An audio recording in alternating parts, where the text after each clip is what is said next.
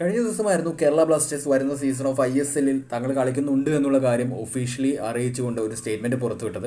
പക്ഷേ ഈ സ്റ്റേറ്റ്മെന്റ് വന്നതിന് പിന്നാലെ തന്നെ ബ്ലാസ്റ്റേഴ്സ് മറ്റൊരു അപ്ഡേറ്റ് കൂടി പുറത്തുവിടുകയുണ്ടായി. തങ്ങളുടെ വിദേശ താരമായ യുവാൻ റോഡ്രിഗസ് ക്ലബ്ബ് വിടുകയാണോ എന്നുള്ള കാര്യമായിരുന്നു അത്. യുവാനും ക്ലബ്ബ് വിട്ടതോടെ നമുക്കൊപ്പം അവശേഷിക്കുന്ന വിദേശ താരങ്ങളുടെ എണ്ണം 2 ഇനി അവരെപ്പോഴാണ് ക്ലബ്ബ് വിടുന്നതെന്ന് കാത്തിരുന്ന് കാണാം. ഏതായാലും അതോടെ ഒരു കാര്യം വ്യക്തമായി, അടുത്ത സീസണിൽ നമ്മൾ ഇന്ത്യൻ താരങ്ങളെ വെച്ചിട്ടായിരിക്കും കളിക്കാൻ പോകുന്നത്. ഇത് ബ്ലാസ്റ്റേഴ്സിന്റെ മാത്രം പ്രശ്നമല്ല, ISL കൺഫേം ആയിട്ടും വിദേശ താരങ്ങൾ ഇന്ത്യൻ സൂപ്പർ ലീഗിൽ നിന്നും കൊഴിഞ്ഞു പോക്ക് തുടർന്നുകൊണ്ട് തന്നെ ഇരിക്കുകയാണ്. ഗോവയിൽ നിന്നും ഐക്കർ ഗോൾച്ചന, മുംബൈ സിറ്റിയിൽ നിന്നും ജോൺ ടോറൽ എന്നീ താരങ്ങളും ക്ലബ്ബ് വിട്ട് കഴിഞ്ഞു. ISL കൺഫേം ആയിട്ടും താരങ്ങൾ ഇങ്ങനെ കൊഴിഞ്ഞു പോകുന്നതിന്റെ കാരണം മറ്റൊന്നുമല്ല, ISL നമ്മൾ പറയുന്ന അത്ര അഡ്വാൻസ്ഡ് അല്ല.